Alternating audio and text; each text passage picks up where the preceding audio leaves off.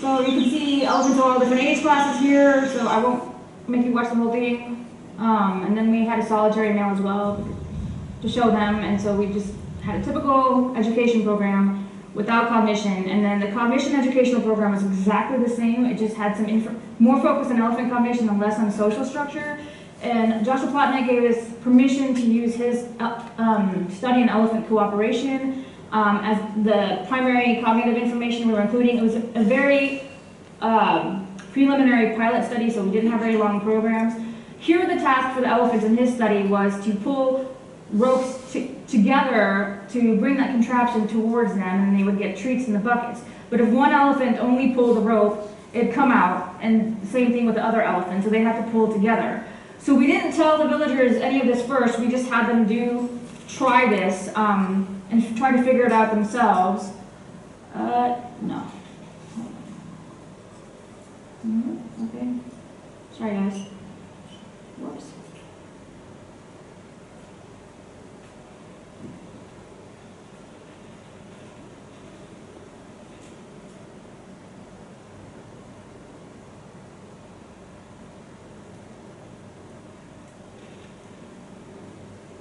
Or I'll just watch it like this.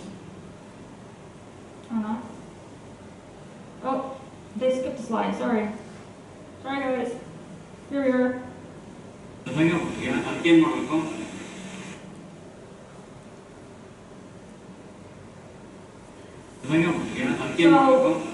this villager has to figure out what to do. We built this contraption. And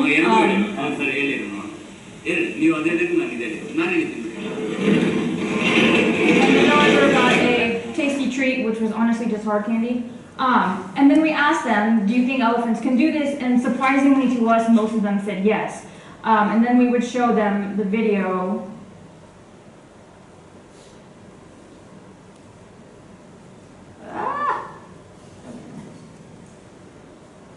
Of the elephants doing it.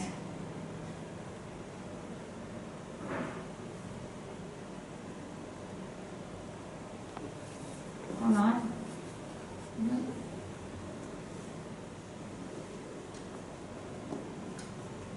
So you can just see that there, they're just pulling it together towards them. So that's what our programs consisted of. Both had videos, both had activities. Sorry, I'm having issues. And where we sampled it, again, we did not sample any villages. These are not the only villages we sampled. This is just a snapshot of a couple of them. We stayed away from any villages that were bordering Bangalore City because those villagers tended to have more urban jobs.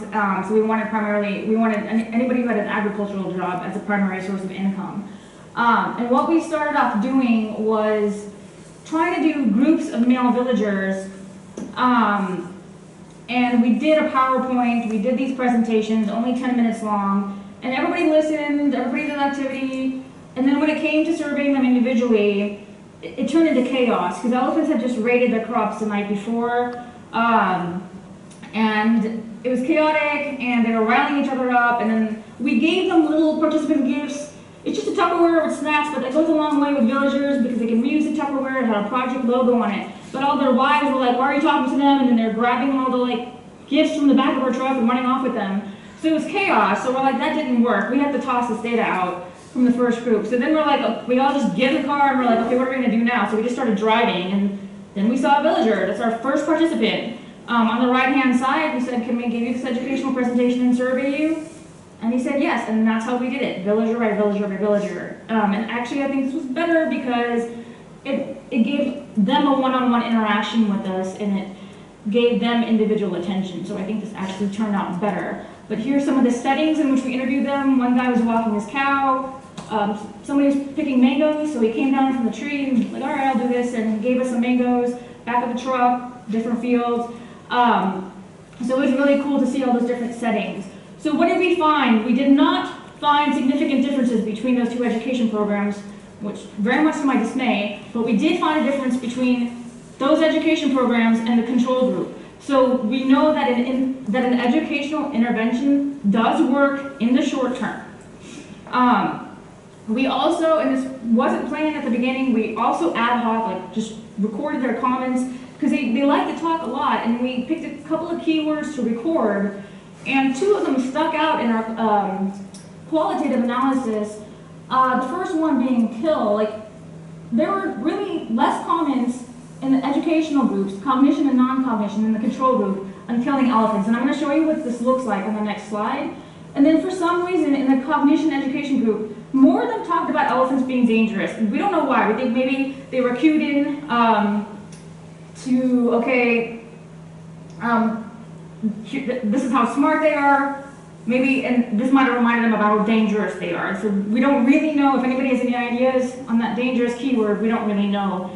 But this was a question where I saw the most differences between the education versus control groups. This was on our attitude towards elephant conservation scale. Do you feel upset when deadly actions such as poisoning and electrocution are taken against elephants in cooperating? The control group had a lot about the comments stating if they give permission then we can shoot. And that was actually coded as kill, intent to kill.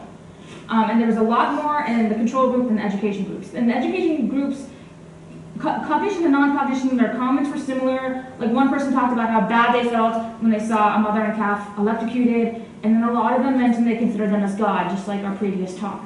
And you can see this was a roadside temple. There's an elephant there. So it's very much part of the culture, but there's these conflicting attitudes, like Makecha talked about. So why the lack of significant differences? First of all, we're pitting a 10-minute presentation against a lifetime of human-elephant conflict. So even though we did see short-term effects for the education groups, we think that's an issue. And also, we think they knew how smart they were already because they're always developing different strategies to get around barriers or raid crops. So we think they already had this knowledge. So in the future, we're doing one more very small study. We're going to focus on children and adolescents who don't have a lifetime of human-elephant conflict, and then compare urban and agricultural populations and see if that makes a difference. Because urban populations are not as affected because their primary source of income is not agriculture. And then we're going to turn that into a long-term educational project, and then from there, hopefully implement community-based participation. So I would like to acknowledge my team. That is the driver of the car. When we thought we couldn't get some participants, we're like, maybe we shouldn't try. He ran after them and got them for us. So we had, I think 133 participants total. The little dude in the middle by the tree, that's Philip, that's our translator. He did 90 educational presentations himself and 133 surveys for us. And we stood there and wrote it down in English. So that guy was awesome. And then those are 2 of my co-authors. And I have a comprehensive reference list, too, if you guys want it. So, that's it.